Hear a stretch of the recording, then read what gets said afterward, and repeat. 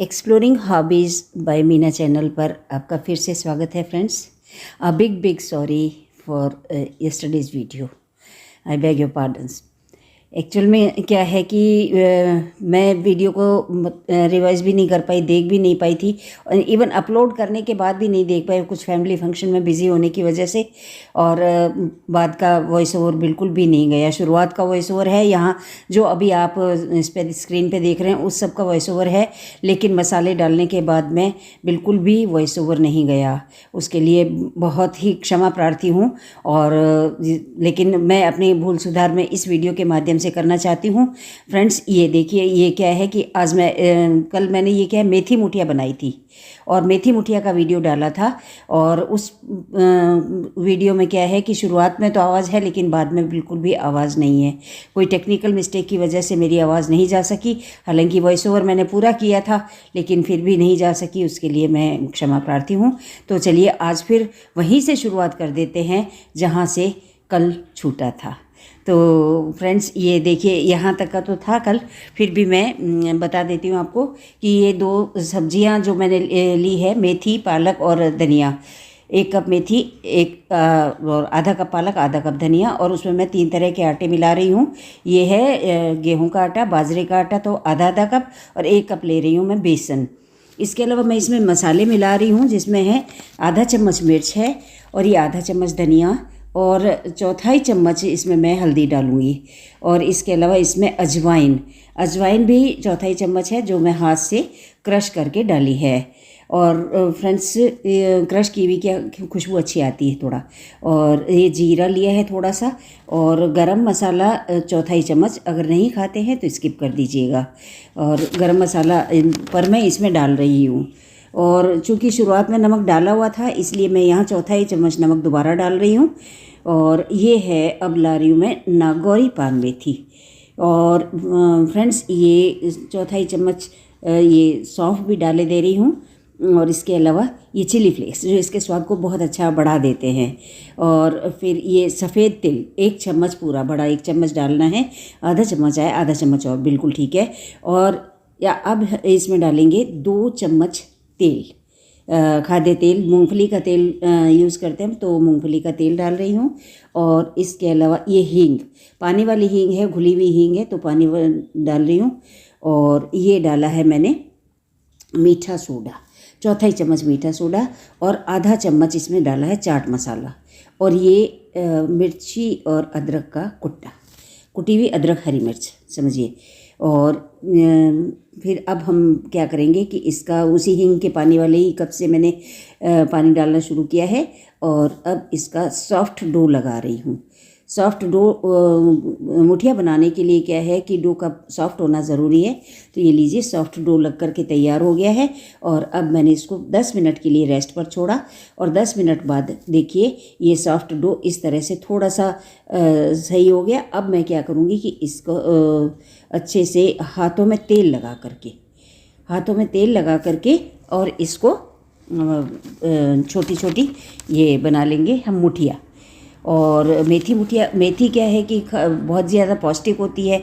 और इसमें जो बाकी 2 सब्जियां डाली है, जैसे पालक और धनिया, ये भी बहुत पौष्टिक होते हैं, स्वास्थ्यवर्धक होते हैं, हमारे शरीर का ख्याल रखने वाले होते हैं। तो इस तरह से ये मेथी मुठिया का जो नाश्ता बना रही हूँ मैं आज। और अगर ज़्यादा बन गई तो काम नहीं आई, तो मैं ऐसा करूँगी कि सब्जी भी बनाना चाहूँगी और वो भी आपसे शेयर करना चाहूँगी। फ़िलहाल मैं ये मुठिया बना रही हूँ। देखिए, हाथ में डो ले करके, और पहले हाथों से गोल गोल घुमा के इसके अच्छे से बाइंडिंग कर देनी है। बाइंडिंग करने के बाद में इसको सिलेंड्रिकल शेप दे देनी है, कुछ इस तरह से। और बहुत मोटा नहीं रहना चाहिए ये, बहुत पतला भी नहीं रहना चाहिए। पतला रखेंगे ना तो क्या होगा कि ये सब्जी में खासकर टूट जाएगा।